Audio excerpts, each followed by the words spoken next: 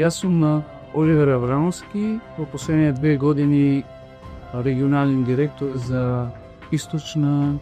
Европа, Северна и Централна Азија на Меѓународната унија за зачување на природата,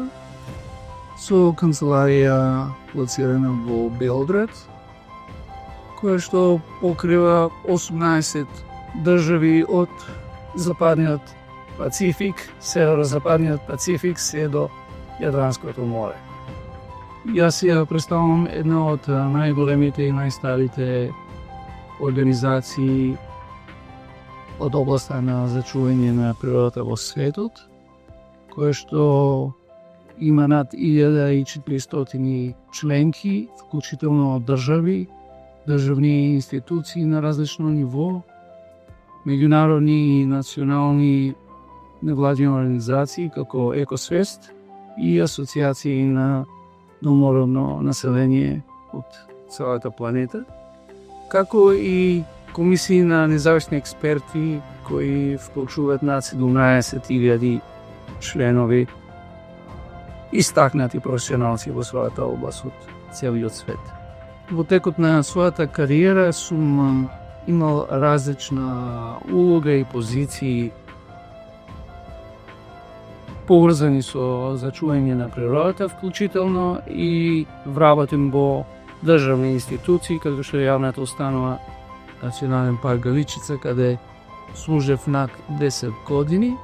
но и имам искуство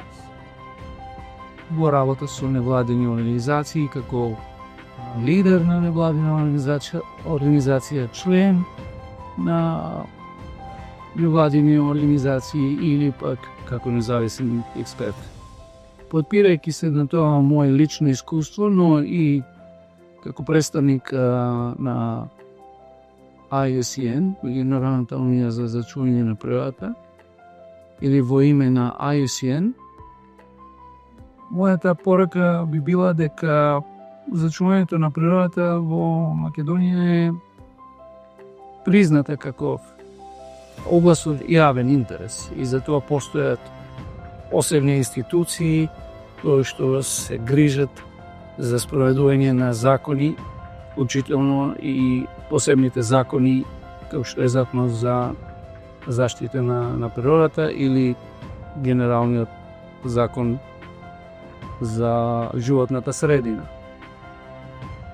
Веројатно повеќето од слушателите ќе се сложат или веќе знаат, се свесни за тоа дека природата, биолошката разновидност е основа и за економската, но и за општествената благодет. Често пати е поврзана со културното наследство. Тоа ја зголемува нашата обврска за зачување на биолошката разновидност, но исто така отвара простор истата да се искористи во подобрување и на економската состојба и на општествената генерална состојба во државата. Мојата препорака е дека сите сектори во државата, не само оние кои што се директно надлежни или засегнати со зачување на природата, треба да ја зголемат својата свест и разбирање за значењето на биолошката разновидност и како таа може да се искористи унапредување на нашето живење, на економски и социјален план. Охридското езеро како значаен воден екосистем, балканскиот рис, охридската пастрмка или кафеавата мечка се само символи за оно што другиот дел или целокупната биолошка разновидност значи воопшто за нашето живење и за нашата благосостојба. И покрај предизвиците со кои што се соочуваме како општество во зачување на природата, сигурно може да кажем дека имаме во изминативе декади стекнато доволно искуство. Имаме изградено доволно голем број на професионалци, но исто и волонтери и поддршка, разбирање во јавноста за понатамошно унапредување на зачувањето на природата. Ја охрабрувам владата да